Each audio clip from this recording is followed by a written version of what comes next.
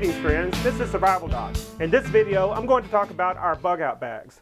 This is my bug out bag and this is my wife's bug out bag. These are military Alice packs. For my wife, because she is a much smaller frame, I got a medium Alice pack, and for myself I got a large Alice pack. Now I want to make a comment about the color of these bags. In another video that I made, I talked about the disadvantages of using camo and OD or olive drab green or military looking green. And I made the point that when you bug out, you don't want to look real militant. Well, here I am with OD green gear and woodland camo gear, and I'd like to explain why. One reason is because these are military surplus and I got these bags very cheaply. Now if I were to go out to a camping or a backpacking store and buy bags of this quality, they would cost a few $100s. And by buying military surplus, I'm able to get these bags for around $40 a piece. Alright, and that's an important factor because that allows us to have other money that we can spend on other survival supplies. I don't want to put all of our money in these bags. And another consideration is that camo is very stylish. I see women with woodland camo purses. I see infants wearing pajamas of woodland camo. And of course you see people of all social walks of life wearing camo clothing. So because camo has been widely accepted as being stylish these days, it doesn't really stick out as being militant like it might have in the past. So I'm not really concerned about that. And of course, camo does have the advantage that if you do have to hit the woods, it does allow you to blend in more. So looking at the pros and the cons, I decided to go with the OD green and the camo material. But primarily because this is military surplus material. Military surplus material is very well made. It is well thought out as far as the design of all the features, and it's just, you just cannot get a comparable quality for the price. Now I'm going to go over the contents of our bug out bags. It's my wife's and mine. I'm not going to go over all the contents in her bag because there's a lot of duplication in her bag. I'm just going to point out a few differences. If you notice, I have her walking shoes right on top here, and the reason for that is if we have to bug out, then the first thing she's going to want to do is put on some good walking shoes. So she grabs her bag, she takes the shoes off immediately and puts the shoes on, and she's ready to walk. And in these I also have gloves. If the weather is cold, she has some warm gloves right there to put on. Now you see we have a sleeping bag cover down here. This is a Gore-Tex. It's waterproof, and also I have these carriers right here that are made to fasten to the bottom of these Army packs, and I got these straps here for about $2 a piece at Main Military Supply. Alright, another item we have here, there's a sleeping bag inside this bag, of course, but we also have a sleeping bag bivy cover. This is Gore-Tex. This is not a sleeping bag, but this is actually a cover that your sleeping bag goes in. It's a mummy style bag. Alright, this is also Gore-Tex. It is waterproof, so when you put this around your sleeping bag, you can actually sleep in the rain and keep fairly dry. On the side of my wife's bag as well as my own, we have our Finish gas mask. I don't know if we'll ever need gas masks when bugging out, and there's also a filter in here. I don't know if we'll ever need a gas mask, but if we do, it's something that should certainly come in handy. Also I had this extra space in there, so these are some freeze-dried foods that I put in here. On these outside pouches, on the outside pouches, you want to put things that you might want to be able to get to in a hurry without having to open the entire bag. Oh, much easier. All right, in here again have freeze-dried foods. Now, the one thing I like about freeze-dried food is this is almost weightless. It's very, very, very light, so you can pack a lot of food in very small places with very little weight. And another advantage of freeze-dried food is it's ready to eat. These are green beans, these are peaches. You can just open this and eat them right out of the pouch, and they're delicious that way. But you can also cook them, of course. You can also soak them in water and reconstitute them and have something very close to fresh food. Over here, we have a poncho, very important when if you're bugging out when the rain starts coming. It's very good to have a good quality poncho that will cover not only you but will also cover your pack too, so your contents don't all get wet. There's a mosquito net. You put this over your head to keep mosquitoes from biting you. In here I have more freeze-dried food. We also have two-way radios. We have a set of two-way radios. One goes in my wife's bag, the other goes in my bag. We use the type of rechargeable batteries in here that will hold a charge for 3 years when it's not in use. So that if you forget to charge it up every year, you're still good. Over here we have first aid kit.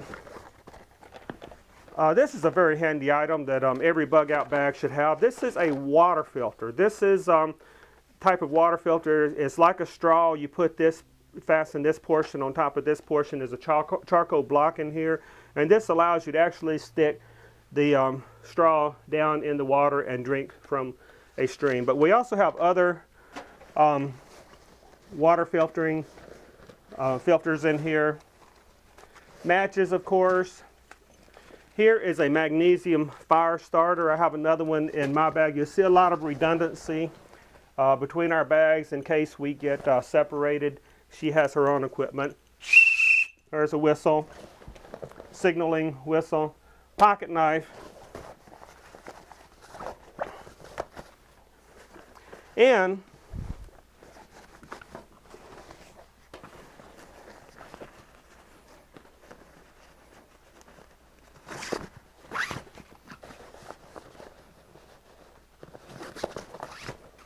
we'll take a quick look inside the bag. Now, one thing my wife has in her bag that I don't have is a book. And of course, when you're bugging out, there may be times when you're bored, and a lot of people will consider this just an extra item that you don't need. But I think this particular book could come in very handy. Toiletries, a towel, toilet paper. There's a rubber galoshes that she can put over her shoes if it's raining.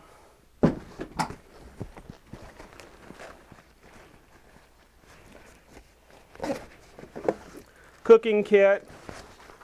Of course, there's extra clothing in here, extra warm clothing like a long underwear, warm socks, sweater. And when you bug out, you may be bugging out in the daytime and it may not be real cold, but it tends to get cooler at night. And so you want to dress in layers. And so when the nighttime comes, the temperature drops. She does have some extra layers of clothing that she can put on in here. Okay, I'm not going to go over all the contents of her bag because, as I said, there is some redundancy. The main bag I want to show you is my bag. Okay, this is my bug out bag. These are the shoes I'm going to be wearing. Like my wife, I have the shoes stored on top of my bag. That way, if we have to bug out, the shoes are right there ready to put on. No wasted time looking for the right shoes. These shoes stay with the bag. Just like my wife's shoes, they stay with the bag. We don't use them for any other purpose. Now, we do wear them when we wear our bug out bags. Now, these bags are heavy. It takes some getting used to. I carried a backpack like this across 4 countries in Europe on a 2-month hitchhiking excursion that I did in Europe one time. So I do have experience carrying a bag just like this, about the same weight. I carried it for 2 months. So I do know what you need in a bag and what you don't need. But the shoes stay with the bag, and when we practice with our bags, or what you need to do with carrying a bag like this is you need to condition yourself. You don't want to just put on a 50-pound bag and just head out the door thinking that you're not going to have any problems with it. So what we do, my wife and I, once a week, we go for a nice walk, and I wear my bag and she wears our bags.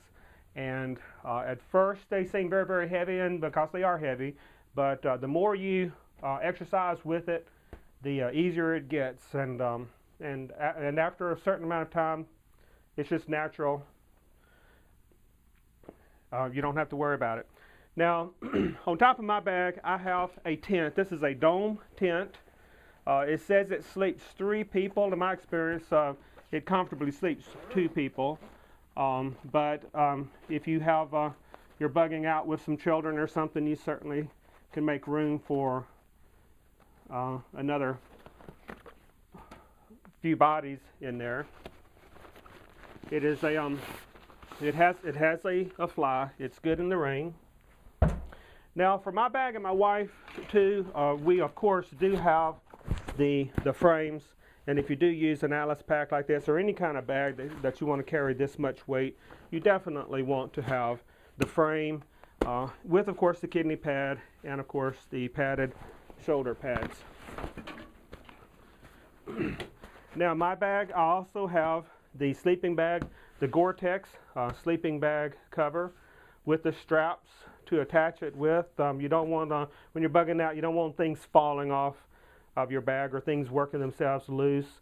Like I said, a couple of bucks at May Military Supply. I do have the Gore-Tex sleeping bag cover. My sleeping bag is inside here.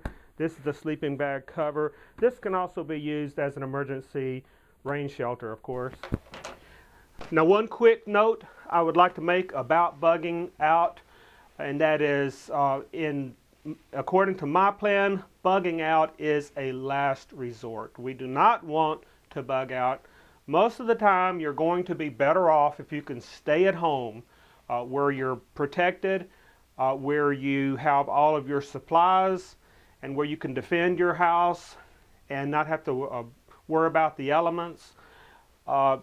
So our plan is not to bug out. Our plan is to hunker down. And I think for most people that is the best plan. But a bug out bag is still a good thing to have, because you never know, you might absolutely be forced to leave your house for any number of reasons. A tornado could just rip it to shreds, or there could be a chemical spill or a chemical attack that could make it inhabitable.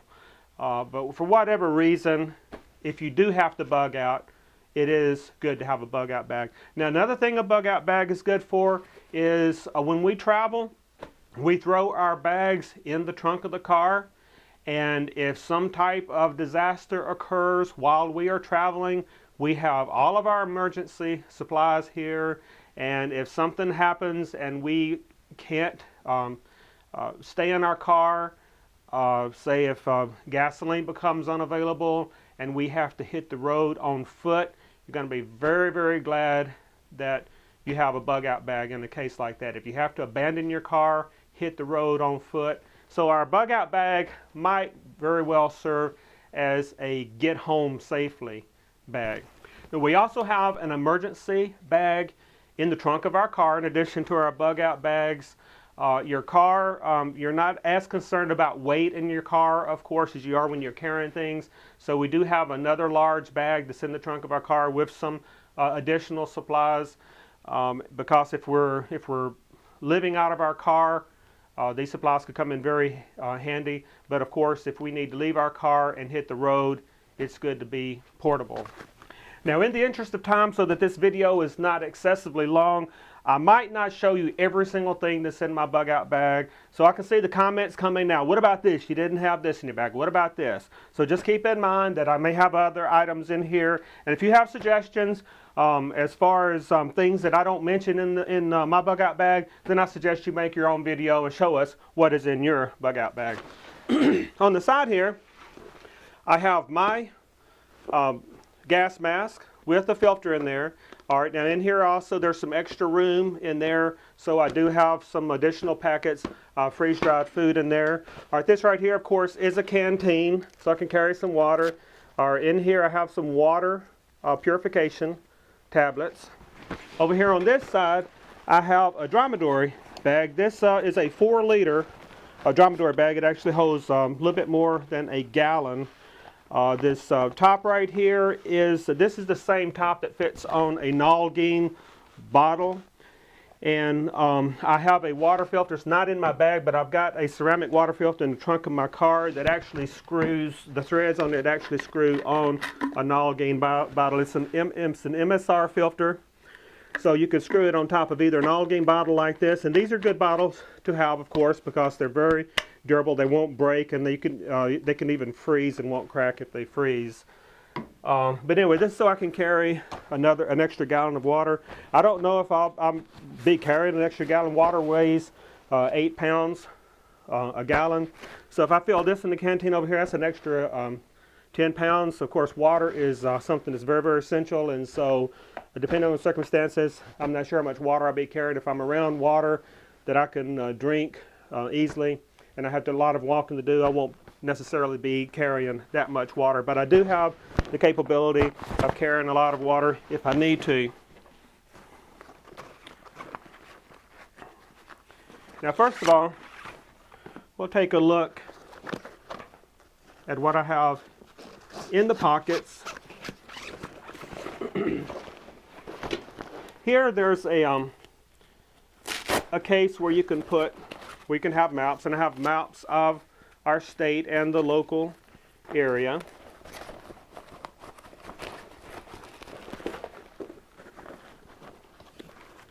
There are some small pouches here.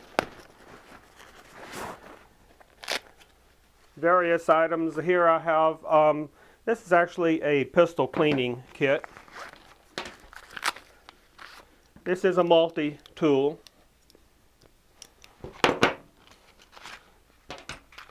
I have a knife sharpener. There's the knife sharpener. A knife. Now I carry a knife just like this in my pocket. This is a spare because a knife is very, very important.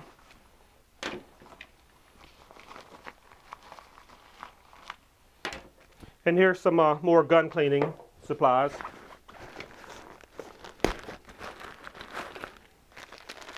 Here I have liquid soap. This is all-purpose soap. You can use this to bathe with. You can also use it to wash your cooking supplies, and of course a sponge to wash with.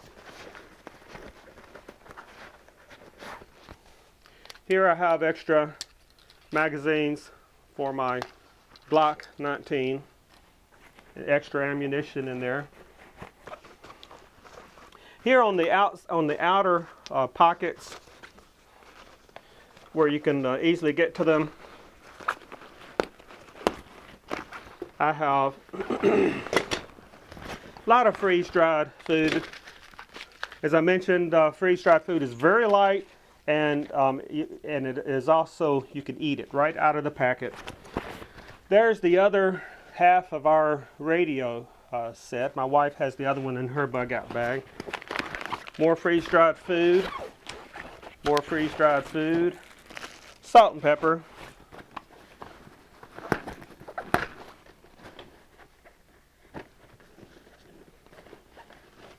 This is my magnesium fire starter. It has a compass in the top of it. And magnesium on this side, what you do is you scrape off some magnesium filings and to light your kindling, and then you use this to light the magnesium. It's just a real easy way to start a fire. There's a knife for a fillet knife. Compass. Notebook, pencil to take notes with, matches, lighter. And here's, had one of these in my wife's bag too. This is a real neat little water filter. Now, always, items like this and like the fire starter, I always like to leave the instructions with them too. Now, I know how to use things, these things, but in case I'm not available and someone else is using my bag, it's good. They might need the instructions if they're not as familiar. It has a solid charcoal block in it, and with this you can just stick this right down in the water and drink. Very neat little, at the very minimum, every bug out bag should have one of these types of water filters. Here's a little fishing kit. Hooks, line, lures, weights, and floats, everything you need to fish with. And extra batteries. Over here, this pocket, I have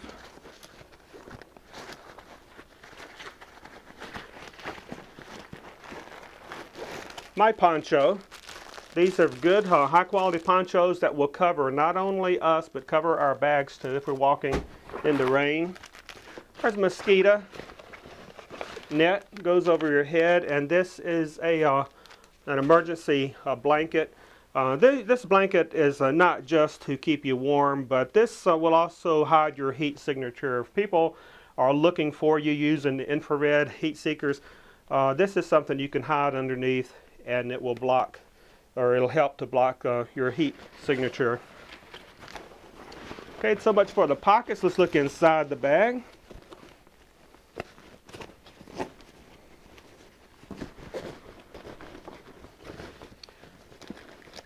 All right, here's some spices to make your food more palatable. This is a cooking kit. All right, here's another water filter. This is a good water filter to fill up your canteen with. This is a ceramic water filter. It's a ceramic element. You can put this down in the water and pump this. Ceramic water filters are very good water filters. They last practically forever. When they get dirty, you can wash the ceramic. Okay, also in here, I have, this is actually a rain cover for the Alice pack, so that you can just cover your entire Alice pack and protect it from the rain. And here I have some cord, plastic bags, various other pieces of equipment. I carry a real good first aid kit, well packed with a lot of items that I might need to perform first aid. In this bag I have certain toiletry items, more soap, deodorant. Here's a little stove, a little alcohol stove, inflatable pillow. This actually is a little solar kit. This is a solar battery charger, and I can charge the battery, say in my radios with this solar battery charger. Toilet paper. This is a battery operated radio. Towel. This is alcohol fuel for my alcohol stove. These are galoshes to keep my feet dry if I'm walking in the rain. And here's a bag I have of extra clothing. As I mentioned, it's good to dress in layers. I have in here long underwear, very warm socks, an extra pair of pants that I can put over the pants that I'm wearing, and a sweater.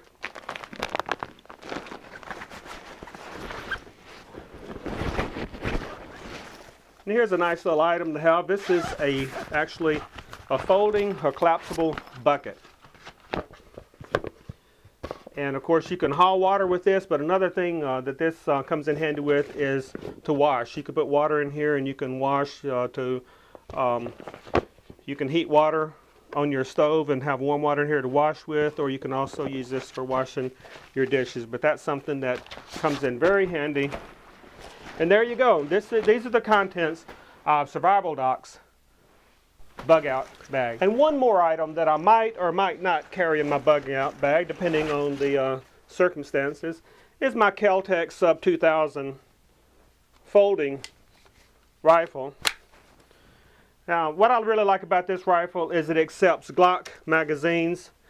These are magazines for a Glock 17 9mm, and these magazines will also fit my Glock 19.